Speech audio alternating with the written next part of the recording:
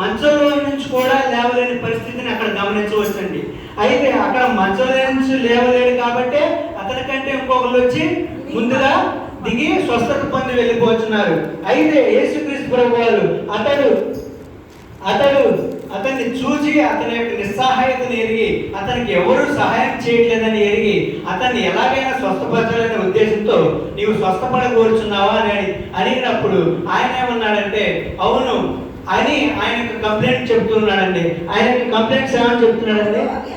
ఆ రోగి అయ్యా నీళ్లు కదిలింపబడినప్పుడు నన్ను కోనేటిలో దించుటకు నాకు ఎవరినో లేడు, నేను వచ్చినంతలో మరి ఒకడు నాకంటే ముందుగా దిగునని ఆయనకు ఉత్తరం ఇచ్చాను. అయితే యేసుక్రీస్తు ప్రభువారు ఆ యొక్క మాటను అడిగినప్పుడు అతడు తన యొక్క స్థితిని చెప్తూ ఉన్నాడండి. అతడు తన యొక్క నిస్సహాయ స్థితిని చెప్తూ ఉన్నాడు. అయితే యేసుక్రీస్తు ప్రభువారు దేవదూత వచ్చి కదిలించినప్పుడు యేసుక్రీస్తు ప్రభువారు అతన్ని దించుతాడేమో అని ఉద్దేశం కలిగి ఈ యొక్క మాటలు చెబుతూ ఉన్నాడు. అతనికి ఏమైనా సహాయం చేయగలడేమోనని అతన్ని నేలలో దించుతాడేమోనని ఆ యొక్క ఉద్దేశంతో చెబుతున్నాడు. ఆ యొక్క 35 సంవత్సరాల నుంచి ఆ యొక్క రోగి పడి ఉన్నప్పటికీ యేసుక్రీస్తు ప్రభువారే అతని దగ్గరికి వెళ్ళి నువ్వు స్వస్థత పడవచ్చున్నావా అని అడుగుతున్నాడండి. అలాగే మన యొక్క జీవితాల్లో కూడా మనం కావలసిన క్రియలు మనకు కావలసిన కార్యాలు ఆయన అడగలేనప్పటికీ ఆ యేసుక్రీస్తు ప్రభువారు మన యొక్క జీవితాల్లోనే కార్యం చేయాలని అనుకుంటున్నప్పుడు యేసుక్రీస్తు ప్రభువారే వచ్చి మన యొక్క జీవితాల్లో అనేకమైన మేలు చేస్తూ ఉంటాడు. ఆయన తీసుకునే చొరవ ఉన్నది. అలాగే జక్కయ్య విషయంలో కూడా జక్కయ్య ఎవరండి? సుంకపు గుత్తదారుడు. అతను యేసుక్రీస్తు ప్రభువారిని చూడాలనే వచ్చాడు కానీ యేసుక్రీస్తు ప్రభువారిని మా ఇంటికి పిలుచుకోవాలని రాలేదు. అలా ఆయన విషయంలో కూడా యేసుక్రీస్తు ప్రభువారే నావాడు నా కుటుంబ సభ్యుడు అని చెప్పి అతన్ని ఇంటికి వెళ్ళి అతని కుటుంబాన్ని రక్షించాడు. అలాగే మన యొక్క జీవితాల్లో కూడా దేవుడు చొరవ తీసుకొని మనవాడు నా కుమారుడు అని చెప్పేసి మన యొక్క జీవితాల్లో మేలు జరగవలసి ఉంటే ఆయనే వచ్చి మన జీవితాల్లో మేలును దయచేస్తూ ఉంటాడు. అలాగే మనం కూడా మనం స్వస్థపరచబడాలి అనుకుంటున్నప్పుడు అంటే మన యొక్క పాప స్థితి, మన యొక్క హృదయము పాపంతో నిండి ఉంది. కొంతమంది ఏమంటారంటే అయ్యా నేను ఈ యొక్క పాపం మునిగిపోతున్నాను, పైకి రాలేకపోతున్నాను, ఈ యొక్క పాపంలో మునిగిపోతున్నాను, పైకి రాలేకపోతున్నాను, ఈ యొక్క మాట ద్వారా ఈ యొక్క అబద్ధం ద్వారా ఉన్నాను కానీ బాప్తిజం తీసుకున్నాను, ఈ యొక్క పాపం ద్వారా నేను పైకి రాలేకపోతున్నాను అని కొంతమంది చర్చి మానేసే వాళ్ళు ఉన్నారు. కొంతమంది ఏమో దేవునికి దూరం అయ్యే వాళ్ళు ఉన్నారు, దేవునికి ప్రార్థన చేయడం మానేసేవారు కూడా ఉన్నారు. అయితే దేవుడు ఏమని చెప్తున్నాడంటే దేవుని యొక్క వాక్ ద్వారా కానీ దేవుని యొక్క దైవ సేవకుల ద్వారా కానీ నీకు ఈ యొక్క మాటను తెలియజేస్తున్నారు. నీవు హృదయ వ్యాధి కలిగి ఉంటే, హృదయానికి సంబంధించిన వ్యాధి కలిగి ఉంటే, నేను పాపంలో మునిగిపోతాడని, నేను పాపం ద్వారా నా హృదయం వ్యాధితో నిండి ఉన్నదని గ్రహిస్తే యేసుక్రీస్తు ప్రభువారు ఈ యొక్క రాత్రి కాల సమయంలో నీతో మాట్లాడుతున్నాడు. నీ యొక్క వ్యాధిని తొలగించుకో, నీ యొక్క పాపాన్ని తొలగించుకో. అయితే నీ యొక్క పాపాన్ని తొలగించాలంటే నీ విశ్వాసంతో దేవుణ్ణి అడగాలి. అలాగా అడిగినప్పుడే దేవుడు మన యొక్క జీవితంలో, మన యొక్క ఆత్మీయ జీవితంలో అనేకమైన మేలులు మనం పొందుకోగలుగుతాం. అయితే మన యొక్క క్రైస్తవ జీవితంలో ఆత్మీయ మేలులు పొందుకోవాలని, మనం మార్పు చెందాలని ఆశ, ఈ యొక్క పాపంలో విడిచిపెట్టాలని ఆశ ఉంటది కానీ మనం ఆ పాపం నుంచి బయటికి రాలేము. మనకి సహాయం అవసరము. మనకు సహాయం అవసరమైనప్పుడు మనం యేసుక్రీస్తు ప్రభువారిని వేడుకున్నప్పుడు దేవుడు మనల్ని ఆ పాపం నుండి పైకి లాగుతాడు. ఆ యొక్క పాపంతో నిండిన హృదయాన్ని తీసివేసి నూతన హృదయాన్ని, నూతన జీవాన్ని మనకు దయచేస్తూ ఉంటాడు. అయితే మన దేవుడు ఎలాంటి వాడు అంటే ఆశ కలిగిన ప్రాణాన్ని తృప్తిపరిచే దేవుడు మనకున్నాడు. మనము ఆశ కలిగి అనేకమైన ఆశలు ఉంటాయండి. ఈ లోక ఆశలు కాకుండా మన ఆత్మీయమైన ఆశలు కలిగి దేవుణ్ణి అడిగినట్లయితే దేవుడు మనకు ఆత్మీయ ఆశలు కలిగి తెలిసిన వాడు కనుక మన యొక్క ఆత్మీయ ఆశలన్నింటినీ తీర్చుతాడు. అలాగే మనం కూడా యేసుక్రీస్తు దేవుడిని వేడుకున్నట్లయితే దేవుడు మన యొక్క ఆత్మీయ జీవితాన్ని మారుస్తాడు. అనేకమైన పాపంలో మునిగిపోతున్నప్పటికీ, అనేకమైన రోగంలో మునిగిపోతున్నప్పటికీ, మన యొక్క హృదయం వ్యాధితో నిండినప్పటికీ దేవుడు స్వస్థపరచగలిగిన సమర్థుడు. అయితే రెండో మాటగా చూసుకున్నట్లయితే యాకోబు రాసిన పత్రిక 2వ అధ్యాయము 20వ వచనం చదువుకుందామండి. యాకోబు రాసిన పత్రిక 2వ అధ్యాయము 20వ వచనం. వ్యర్థుడా క్రియలు లేని విశ్వాసము నిష్ఫలమైనదని తెలుసుకొనగోరుచున్నావా? చాలండి. ఇక్కడ చూసుకున్నట్లయితే ఏ మాట ఉందండి? తెలుసుకొనగోరుచున్నావా. రెండో మాటగా తెలుసుకొనగోరుచున్నావా. మొదటి మాట స్వస్థపడగోరుచున్నావా, రెండో మాట తెలుసుకొనగోరుచున్నావా. వ్యర్థుడు అనగా వ్యర్థం అంటే ఏంటండి? వ్యర్థం అంటే పడవేసింది, అవసరం లేనిదని అర్థము. అయితే ఇక్కడ యాకోబు గారు ఏమని చెప్తున్నారంటే, అంతకుముందు పౌలు గారు ఏమని చెప్పాడంటే, విశ్వాసము లేని క్రియలు లేని విశ్వాసము మృతము. అంతేనా? క్రియలు లేని విశ్వాసము మృతం అని చెప్పారు. అయితే ఇక్కడ ఏం చేశారంటే యాకోబు గారు పాలస్తీనాలో ఉంటూ పాలస్తీనాలకు అవతల ఉన్న మొదటి దశాబ్దపు క్రైస్తవులకు ఈ యొక్క మాటలు రాస్తున్నాడు. అయితే యాకోబు గారు పౌలు వ్యతిరేకిస్తూ రాయట్లేదు, కానీ ఈ యొక్క వేరే రూపంలో క్రైస్తవులకు అర్థం కావాలనే ఉద్దేశంతో రాస్తూ ఉన్నారు. అయితే యాకోబు గారు ఇక్కడ క్రియలు లేని విశ్వాసము మృతము అని తెలుసుకోనుకోరుచున్నావా అని అడుగుతూ ఉన్నాడు. అయితే అక్కడ పాలస్తీనా దేశం అవతల ఉన్న క్రైస్తవులకు అందరికీ ఈ యొక్క లేఖను రాస్తున్నాడు. కానీ ఎవరెవరైతే దేవుని యొక్క వాక్యాన్ని చదువుతున్నారో వారికి అర్థమయ్యే విధంగా ఎవరైతే చదువుతారో ఆ ఒక్కడికి అర్థమయ్యే విధంగా వ్యర్థుడా అని ఒక ఏకవచనాన్ని ఉపయోగిస్తూ ఉన్నాడు. అయితే మన యొక్క జీవితంలో క్రియలు లేని విశ్వాసము మృతము. ఇక్కడ నిష్ప్రయోజనం అని ఉన్నది, నిష్ఫలమైనదని ఉన్నది. నిష్ఫలం అంటే ఫలాలు లేనిది. అయితే మన యొక్క జీవితంలో కూడా క్రియలు లేని విశ్వాసము ఫలాలు లేనిదిగానే ఉంటది. అయితే విశ్వాసం అనేది మన యొక్క జీవితంలో ఏం చేస్తుందంటే శ్రమలను సహిస్తుంది, దేవుని యొక్క మాటలకు విధేయత కనపరుస్తుంది, క్రియలు జరిగిస్తుంది, విశ్వాసిని లోకముల నుండి రక్షించి పాపము నుండి విడుదల చేస్తుంది. అయితే ఈ యొక్క విశ్వాసము గురించి ఇంకొక మాటను చదువుకున్న అదే అధ్యాయము యాకోబు రాసిన పత్రిక 2వ అధ్యాయము 21వ వచనం చదువుకుందామండి.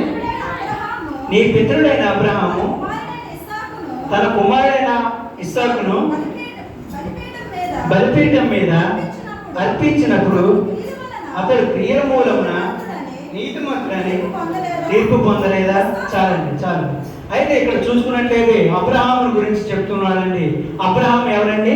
విశ్వాసులకు తండ్రి. అతని యొక్క విశ్వాసము ఎవరికి ఉండదు. అతని యొక్క 100 ఏళ్ల జీవితంలో కూడా తన యొక్క శక్తి నశించిపోయిన తర్వాత కూడా దేవుడు అతనికి కుమారులను దయచేశాడు.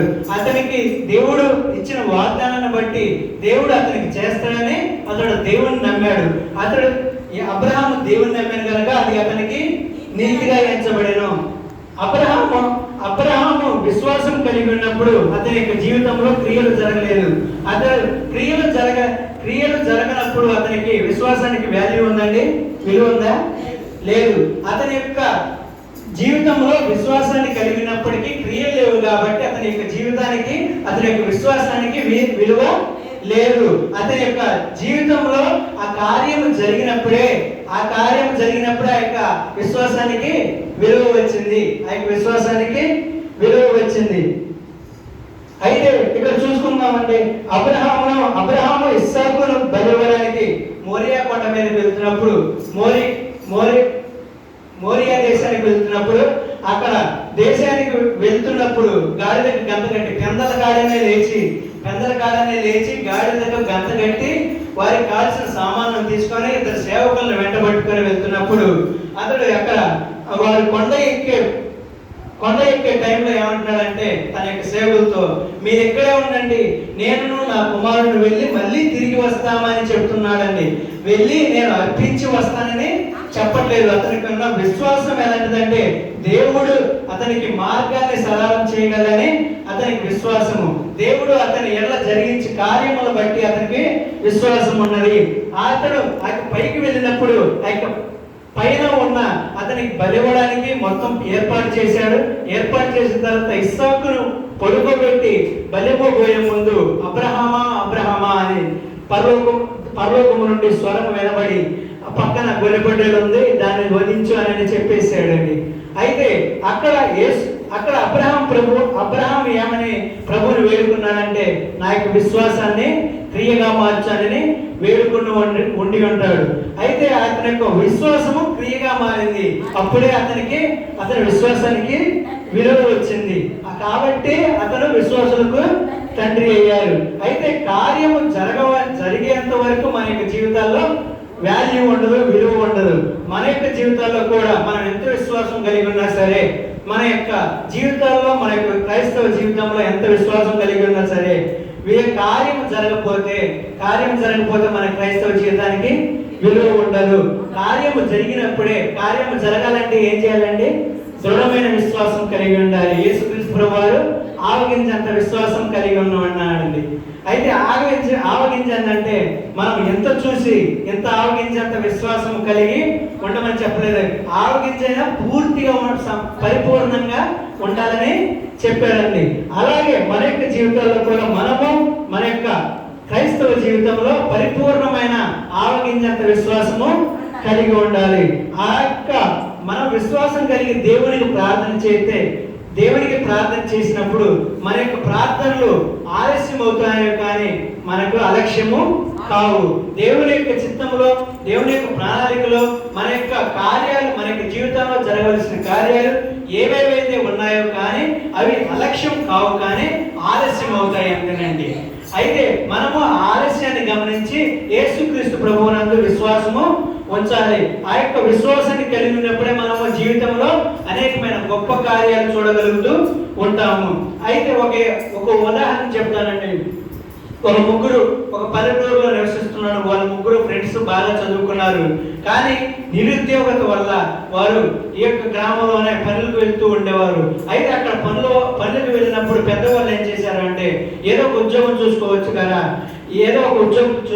కదా, ఈ యొక్క కష్టాన్ని పడే బదులు అని చెప్పేసి వారిని ఎల్లప్పుడూ వారిని ప్రోత్సహిస్తూ ఉండారు. కాబట్టి ఆ ప్రోత్సాహకరమైన మాటలు వీళ్ళకి ఎలా ఉన్నాయంటే ముళ్ళు గుచ్చుకున్నట్టు ఉన్నాయి. మేము పని కొడుతుంటే వీళ్ళకి నచ్చట్లేదు, మేము పనికి వాళ్ళతో వెళ్తుంటే వీళ్ళకి నచ్చట్లేదు అని చెప్పేసి వాళ్ళు నిరాశ చెంది మనల్ని నిరాశపరుస్తున్నారని వాళ్ళు అనుకుంటారు. అయితే వాళ్ళు ఏం చేస్తున్నారంటే, వాళ్ళు ముగ్గురు కలిసి బయటికి వెళ్ళి తిరిగి మాట్లాడుకుంటున్నప్పుడు మాట్లాడుకునే సందర్భంలో ఒక ఫ్రెండ్ మొబైల్లో చూసి ఒక ప్లేస్ లో ఉద్యోగాలు ఉన్నాయి కదా, అక్కడ ముగ్గురికి వేకెన్సీలు ఉన్నాయి. ఆ ముగ్గురికి వేకెన్సీలు ఉంటే మనం వెళ్ళి మన యొక్క రెజ్యూమ్లతో, మన యొక్క సర్టిఫికేట్లతో వెళ్ళి అక్కడికి ఆ యొక్క ఆఫీసులో అటెండ్ అవుదాం అని చెప్పేసి అక్కడికి వెళ్ళారండి. అక్కడికి వెళ్ళిన తర్వాత అక్కడ 9 గంటలకు ఇంటర్వ్యూ స్టార్ట్ చేశారండి. వాళ్ళ ముగ్గురికి ఇంటర్వ్యూ, వాళ్ళ ముగ్గురే వచ్చారు, వాళ్ళ ముగ్గురే ఉన్నారు. అయితే వాళ్ళ ముగ్గురే ఉన్నప్పుడు వాళ్ళ ముగ్గురులో ఓపిక లేదండి. అయితే వాళ్ళ ముగ్గురు 9 గంటలకు వచ్చారండి. వాళ్ళ ముగ్గురు 9 గంటలకు వచ్చి వెయిట్ చేసి ఒక గంట ఒక అతను వెయిట్ చేసి వెళ్ళిపోయాడండి. రెండవ గంట ఇంకొక అతను వెయిట్ చేసి వెళ్ళిపోయాడండి. మూడవ గంటలో 1 వరకు మూడవ అతను ఉన్నాడండి. అతడు హెచ్ఆర్ అంటే ఆ యొక్క కంపెనీ యొక్క యజమాని ఏం చేశాడంటే, వీళ్ళకి ఓపిక, పేషెన్స్ అనే టెస్ట్ పెట్టాడండి. ఆ యొక్క పేషెన్స్ అనే టెస్ట్ పెట్టినప్పుడు వీళ్ళిద్దరూ ఫెయిల్ అయిపోయారు. ఇతన్ని లోపలికి పిలిచి ఇంటర్వ్యూ చేసి ఉద్యోగాన్ని ఇతనికి కల్పించాడు. అయితే ఇతనికి ఇక ఉద్యోగం ఇవ్వవలసిన ఆయనకి ఏం కావాలంటే, వీళ్ళలో ఓపిక కావాలి. ఆ యొక్క ఓపిక కలిగి ఉంటే వీళ్ళకి ఉద్యోగం వచ్చేదేమో, వాళ్ళ ముగ్గురికి ఉద్యోగము వచ్చేదేమో. కానీ వీళ్ళిద్దరికి ఓపిక లేదు. ఓపిక లేకుండా ఇంటికి వెళ్ళిపోయారు. మూడో వ్యక్తి ఏం చేశాడంటే, మూడో వ్యక్తి ఓపిక కలిగి ఉన్నాడు కాబట్టి ఉద్యోగాన్ని పొందుకున్నాడు. అలాగే మన యొక్క జీవితంలో కూడా విశ్వాసం కలిగి మనం దేవుని ప్రార్థన చేస్తున్నప్పుడు, విశ్వాసం కలిగి మనం దేవునికి విజ్ఞాపన చేస్తున్నప్పుడు మనము మన యొక్క కార్యముల కోసము ఓపికతో వెయిట్ చేసేవారముగా ఉండాలి. ఓపికతో వేచి చూసేవారముగా ఉండాలి. దేవుడు మన యొక్క జీవితంలో చేసే కార్యాలు అద్భుతములు, ఆశ్చర్య కార్యములై ఉంటాయి. అలాంటి అద్భుత కార్యములు, ఆశ్చర్య కార్యములు మన యొక్క జీవితంలో కలిగి ఉండాలంటే మనము ఓపిక కలిగి ఉండాలి. ఇంకొక ఉదాహరణ ఏంటంటే, ఒక వ్యక్తి కష్టపడి డబ్బు సంపాదించాడండి, లక్షలు సంపాదించాడు వ్యాపారాన్ని పెట్టుకోవాలని. కానీ అతను సంపాదించి వ్యాపారానికి సరిపడా డబ్బులు వచ్చాయి. కానీ ఆ వ్యాపారానికి సరిపడా డబ్బులు వచ్చినప్పటికీ ఇంకా సంపాదించాలని పనులకు వెళ్తూ ఉన్నాడు. ఇంకా కష్టపడి పనులకు వెళ్తూ ఇంకా సంపాదిస్తూ ఉన్నాడు. అయితే ఒక రాత్రికి ఏం చేశాడంటే, ఒక రాత్రి దొంగలు వచ్చారండి. ఆ యొక్క దొంగలు వచ్చి దాన్ని పట్టుకొని పోయారు. ఆ యొక్క పట్టుకొని పోయినప్పుడు, అయ్యో నేను సంపాదించుకున్న డబ్బులు మొత్తం పోయాయి, నేను వ్యాపారం పెట్టుకోవాలనుకున్నా కదా, అనవసరంగా వ్యాపారం పెట్టుకోలేదే అని అతడు దుఃఖిస్తూ ఉంటాడు. అలాగే మన జీవితంలో కూడా విశ్వాసం కలిగి ఉంటే, విశ్వాసం ఉంటేనే సరిపోదు, క్రియలు కూడా ఉండాలి. అతని దగ్గర డబ్బు ఉంటేనే సరిపోదు, వ్యాపారం కూడా పెట్టుకున్నట్టయితే అతనికి ఒక హోదా ఉండేది. అలాగే మన యొక్క జీవితంలో కూడా డబ్బు ఉంటేనే సరిపోదు, కార్యాలు కూడా ఉండాలి. మన యొక్క జీవితంలో కూడా విశ్వాసం ఉంటేనే సరిపోదు, దేవుని యొక్క కార్యాలు మన యొక్క జీవితాల్లో జరిగినప్పుడే మన యొక్క జీవితాలకు, మన యొక్క క్రైస్తవ జీవితాలకు విలువ ఉంటుంది. అలాగే విలువ కలిగి ఉన్నప్పుడే ఆ యొక్క విలువ కలిగిన కార్యాలనే మనము దేవుని యొక్క సన్నిధిలో సాక్ష్యాలుగా మనము నిలుపుకోవాలి. దేవుని యొక్క సన్నిధిలో దేవుని ఎదుట మనం సాక్ష్యాన్ని చెప్పగలిగినప్పుడు దేవుని నామానికి మహిమ కలుగుతూ ఉండదు. మూడవ మాటగా చూసుకుందామండి. మత్తయి సువార్త 19వ అధ్యాయం 21వ వచనాన్ని చదువుకుందామండి. మత్తయి సువార్త. అందుకు యేసు నీవు పరిపూర్ణుడగుటకు కోరిన యెడల పోయి నీ ఆస్తిని అమ్మి పేదలకిమ్ము, అప్పుడు పరలోకమందు నీకు ధనము కలుగును, నీవు వచ్చి నన్ను వెంబడించుమనెను. చాలించాలి. అయితే ఇక్కడ చూసుకున్నట్లయితే ఒకడు ఆయన వద్దకు వచ్చి, బోధకుడా, నిత్య జీవం పొందుటకు నేనేమి చేయవలనని అడిగాడండి. అయితే యేసుక్రీస్తు ప్రభువారు ఏమని చెబుతున్నాడంటే, నీవు జీవములో ప్రవేశింపబోయిన యెడల ఆజ్ఞలను గైకొనమని చెబుతూ ఉన్నాడండి. ఆయన నిత్య జీవాన్ని పొందాలని అడుగుతుంటే, నేను జీవంలోకి పొందాలంటే ఆజ్ఞను పాటించమంటున్నాడు.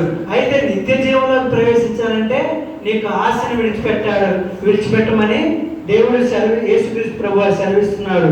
అయితే ధనవంతుడు పరలోక రాజ్యంలో ప్రవేశించడం దుర్లభము. అయితే ఇక్కడ చూసుకున్నట్లయితే అతని యొక్క హృదయంలో ధనాశ కలిగి ఉన్నాడు. అదే ధనవంతుడుకున్న చెడ్డ లక్షణము. అతడు తన యొక్క హృదయంలో ఏం కలిగి ఉన్నాడు? ధనం మీద ఆశ కలిగి ఉన్నాడు. ఆ యొక్క ధనాన్ని దేవుడి కన్నా ఎక్కువగా ప్రేమించాడు. అతను చిన్నప్పటి నుంచి దేవుని యొక్క ఆజ్ఞలను అనుసరిస్తూ, దేవుని యొక్క విధులను, కట్టడలను గైకొంటూ అతను జీవిస్తున్నప్పటికీ అతడు పరలోక రాజ్యం వరకు వెళ్ళగలుగుతాడు, కానీ పరలోక రాజ్యంలో ప్రవేశించలేడు. అయితే ఇక్కడ చూసుకున్నట్లయితే తను సంపాదించిన ఆస్తినంతా తనే దాచుకుంటూ తనే అనుభవిస్తున్నాడు, కానీ పేదలకు పంచి పెడదాం, ఎవరైనా లేని వారికి ఇద్దామనే ఆలోచన లేదు. తన యొక్క హృదయము ధనాశతో, తన యొక్క పేరాశతో నిండి ఉన్నది. కాబట్టి అతడు ఎలాంటి కోరికలు కలిగి ఉన్నాడు అంటే, దేవునికి కావాల్సింది ఏంటంటే, దేవునికి కావాల్సింది హృదయము. ఆ యొక్క హృదయము అతని ధనాశతో నిండి ఉన్నది. ఆ యొక్క ధనాశ అనేది దేవుడికి దూరం చేస్తుంది, దేవునికి మాటలకు అవిధేయత కలిగించేదిగా ఉంటుంది. అయితే మనం కూడా మన యొక్క జీవితంలో ధనం మీద కానీ, పేరాశ కానీ, శరీరాశ కానీ, నేత్రాశ కానీ, జీవపుడంబములు కానీ మన యొక్క జీవితంలో కలిగి ఉన్నట్లయితే మనం కూడా వాటి నుండి విడుదల పొందాలని మనం దేవుణ్ణి వేడుకోవాలి. అలాగే వేడుకున్నప్పుడే దేవుడు ఆ యొక్క ఆశలన్నింటి నుండి మనల్ని విడుదల చేస్తాడు. మనకు ఆశలు ఉండాలి, కానీ ఏ ఆశలు ఉండాలండి? శరీరాశలు ఉండాలా? కాదు. క్రైస్తవులుగా ఉన్న మనకు ఆత్మీయమైనటువంటి ఆశలు ఉండాలండి. నేను ఆత్మీయ జీవితంలో ఇంకా బలపడాలి, ఆత్మీయ జీవితంలో ఇంకా ఎదుగుదల కావాలి. మనలాగే ఇంకా అనేకమైన కుటుంబాలు రక్షింపబడి దేవుని చేత రక్షింపబడి దేవుని యొక్క సన్నిధికి వచ్చి దేవుని ఆరాధించాలనే ఆశ మనం క్రైస్తవులము కలిగి ఉండాలి. అలాగా ఆశ కలిగి ఉన్నప్పుడే దేవుడు మన యొక్క జీవితాన్ని కూడా ఆశీర్వదిస్తూ ఉంటాడు. అయితే ఆ యొక్క ఆశ ఉండాలి, కానీ మనకు అత్యాశ దురాశ ఉండకూడదండి. దురాశ అత్యాశ అనేది మన యొక్క సొంత పనులకు సొంత కార్యాలకు ఉపయోగపడుతూ ఉంటుంది. ఆ యొక్క సొంత కార్యాలకు స్వార్థం అనేది మనలో ప్రవేశిస్తే దేవుడు మనలో ఉండలేడు. అయితే మన పేతురు రాసిన పత్రిక మొదటి పేతురు రాసిన పత్రిక 2వ అధ్యాయము 11, 12 వచనాలు చదువుకుందాం. ప్రియులారా, మీరు పరదేశులను యాత్రికులై ఉన్నారు కనుక ఆత్మకు విరోధంగా పోరాడు శరీరాశను విసర్జించి అన్యజనులు మిమ్మల్ని ఏ విషయంలో దుర్మార్గులను దూషితురో ఆ విషయంలో వారు మీ సత్క్రియలను చూసి వాటిని బట్టి దర్శన దినమున దేవుని మహిమపరచినట్లు వారి మధ్యను మంచి ప్రవర్తన గలవాడై ఉండవలనని మిమ్మల్ని బతిమాలుకుంటున్నాను. చాలండి. అయితే ఇక్కడ చూసుకున్నట్లయితే పౌలు గారి పేతురు రాసిన పత్రిక ఏమని చెప్తున్నాడంటే, ఆత్మకు విరోధంగా పోరాడు శరీరాశలను విసర్జించమంటున్నాడండి. మన యొక్క ఆత్మకు విరోధంగా ఏవేవైతే శరీరాశలు మనల్ని వెంటాడుతున్నాయో, శరీరాశలు మనల్ని పోరాడే విధంగా చేస్తున్నాయో వాటన్నిటి నుండి విసర్జించమంటున్నాడు. వాటన్నిటిని విసర్జించి విడిచిపెట్టమంటున్నాడు. అన్యజనులు మిమ్మల్ని ఏ విషయంలో మిమ్మల్ని వేలెత్తి చూపిస్తున్నారో, ఏ విషయంలో అయితే మిమ్మల్ని వేలెత్తి చూపిస్తున్నారో, ఈ యొక్క విషయంలో నువ్వు తప్పు చేస్తున్నావు, ఈ యొక్క విషయంలో నువ్వు దేవుడికి విరోధంగా ప్రవర్తిస్తున్నావు అని ఏ విషయంలో మిమ్మల్ని వేలెత్తి చూపిస్తున్నారో ఆ వేలెత్తి చూపించకుండా మిమ్మల్ని బ్రతకమని ఇక్కడ పౌలు గారు కోరుకుంటూ ఉన్నాడు. అయితే వారు కూడా దేవుని మహిమపరిచేలాగా మీరు మంచి ప్రవర్తన కలిగి ఉండాలని తెలియజేస్తున్నాడు. మన యొక్క జీవిత విధానాన్ని చూసి అన్యజనులే మారేటట్టు ఉండాలి. అన్యజనులు అనగా దేవుణ్ణి ఎరగని వారు కూడా మన యొక్క జీవితాన్ని చూసి దేవుణ్ణి ఎరిగేవారుగా మనం మార్చగలగాలి. అలాగే మనం మార్చగలిగిన శక్తి కలిగి ఉన్నప్పుడే మనం పరిపూర్ణత చెందిన వారముగా ఉంటాము. అప్పుడే మన యొక్క జీవితంలో మనము క్రీస్తులో మన యొక్క ఆత్మ పరిపూర్ణత చెందినదిగా ఉంటుంది. అయితే ఒక ఉదాహరణ చెప్తానండి. మదర్ తెరీసా గారు తెలుసండి. మదర్ తెరీసా గారు ఆమె రోమన్ క్యాథలిక్ సంఘానికి చెందిన ఆమె. వాళ్ళు క్రీస్తు మరియమ్మ తల్లిని బోధిస్తారు, కానీ వాళ్ళు నిష్టగా ఉంటారండి. అయితే ఆమె ఏం చేస్తుందంటే ఆమెకున్న ఆస్తిని మొత్తాన్ని వదిలిపెట్టి, ఆమెకున్న ఆస్తిని మొత్తాన్ని, ధనాన్ని మొత్తాన్ని విడిచిపెట్టి ఎంతమంది కుష్ఠరోగులకి, అనాథలకి, కుంటివారికి, గుడ్డివారికి, అనాథలుగా విడవబడిన ప్రతి ఒక్కరికి అందరికీ సేవ చేయాలనే ఉద్దేశంతో ఆమె తనకున్న ధనాన్ని మొత్తాన్ని వదిలేసి వారందరికీ సేవ చేయాలని, మానవ సేవే మాధవ సేవ అని అది చదివింది కనుక, ఆమె దేవుని నమ్మినది కనుక, దేవుడు ఏం చెప్పాడంటే ధనాశ కలిగి ఉండదు, శరీరాశ, పేరాశ ఇవన్నీ కలిగి ఉండదని దేవుడు చెప్పాడు. కాబట్టి ఆమె వాటన్నిటిని విడిచిపెట్టి అందరికీ సేవ చేయాలి. యేసుక్రీస్తు ప్రభువారు అందరికీ ఎలాగైతే నిష్కపటమైన సేవ చేశాడో, నిష్కపటమైన సేవ ఎలాగైతే చేశాడో, ఎటువంటి అవసరమో ఎటువంటి ఆశ లేకుండా యేసుక్రీస్తు ప్రభువారు ఎలాగైతే సేవ చేశాడో, యేసుక్రీస్తును మాదిరికరంగా తీసుకొని ఆమె తన యొక్క జీవితాన్ని వారికే సమర్పణ చేసింది, వారికే అంకితం చేసింది. వారికి బాగోగులు, వారి యొక్క కట్లను కట్టడం, కట్లను విప్పడం, వారికి బాగోగులు చూడడం, వాటన్నిటిని చూసుకుంది. ఆమెకున్న ధనాన్ని మొత్తాన్ని విడిచిపెట్టింది. గొప్ప ధనవంతురాలైనప్పటికీ యేసుక్రీస్తుని నమ్ముకున్నది కాబట్టి, యేసుక్రీస్తు నాకు విశ్వాసం ఉంచింది కాబట్టి ఆమె తన యొక్క ఈలోక సంబంధమైన వాటిని విడిచి పరలోక సంబంధమైన వాటిని ఎన్నుకున్నది. అలాగే మనం కూడా మదర్ తెరీసా వలె ఈ లోకమైన వాటిని వదిలిపెట్టి పరలోకమందున వాటిని ఎదురుగా ఉంచుకొని మనం క్రీస్తును పోలి నడుచుకోవాలి.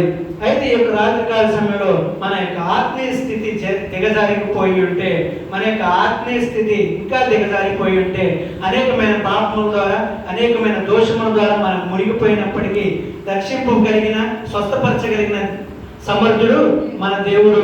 అయితే మన యొక్క జీవితాల్లో విశ్వాసం ఉంది కానీ క్రియలు లేవని బాధపడుచున్నట్లయితే ఈ యొక్క రాత్రికాల సమయంలో దేవుడు మన యొక్క జీవితాల్లో కార్యాలు చేయబోతూ ఉన్నాడు. మనం అద్భుతమైన ఆశ్చర్య కార్యములు మన యొక్క జీవితంలో జరగాలంటే విశ్వాసం కలిగి, అత్యధికమైన విశ్వాసం కలిగి దేవుణ్ణి నమ్మాలి. దేవుణ్ణి నమ్మి దేవుడికి ప్రార్థన చేసినట్లయితే మన యొక్క జీవితాల్లో కార్యాలు జరుగుతాయి. మన యొక్క జీవితాల్లో కార్యాలు ఉండి విశ్వాసం లేకపోయినా, విశ్వాసం ఉండి కార్యాలు లేకపోయినా మన యొక్క క్రైస్తవ జీవితానికి విలువ లేదు. మనము పరిపూర్ణత చెందిన వారమై ఉండాలంటే అనేకులకు మాదిరికరంగా, ముఖ్యంగా అన్యజనులకు మనల్ని దూషించే వారికి, మనలను వేరెత్తి చూపించే వారికి మాదిరికరంగా మంచి ప్రవర్తన కలిగి పరిపూర్ణత చెందిన వారంగా ఉండాలంటే మనము దేవునికి ప్రార్థన చేయాలి. విశ్వాసం కలిగి ప్రార్థన చేసినట్లయితే దేవుడు మన హృదయాన్ని స్వస్థపరుస్తాడు, మన యొక్క జీవితాన్ని పరిపూర్ణపరుస్తాడు, మన యొక్క జీవితాల్లో అనేకమైన కార్యములు చేస్తాడు. అయితే ఈ యొక్క వాక్యము మన యొక్క జీవితాల్లో సఫలపరచాలని మనం ప్రార్థన చేసుకున్నాం. ఈ యొక్క వాక్యము ఏంటంటే నీ కోరికను సిద్ధింపజేసి నీ యొక్క ఆలోచన యావత్తును సఫలపరచును గాక. ఈ యొక్క రాత్రికాల సమయంలో ఈ యొక్క వాక్యాన్ని మన యొక్క జీవితంలో నెరవేర్చబడును గాక. ఆమేన్. ఈ యొక్క మాటలు మీ అందరికీ ఆత్మీయ జీవితంలో ఆశీర్వాదకరంగా ఉండాలని ఇక నా మాటలు ముగిస్తున్నాను. చాలా మంచిది. పరిశుద్ధ గ్రంథంలో ఒక మాట చదివి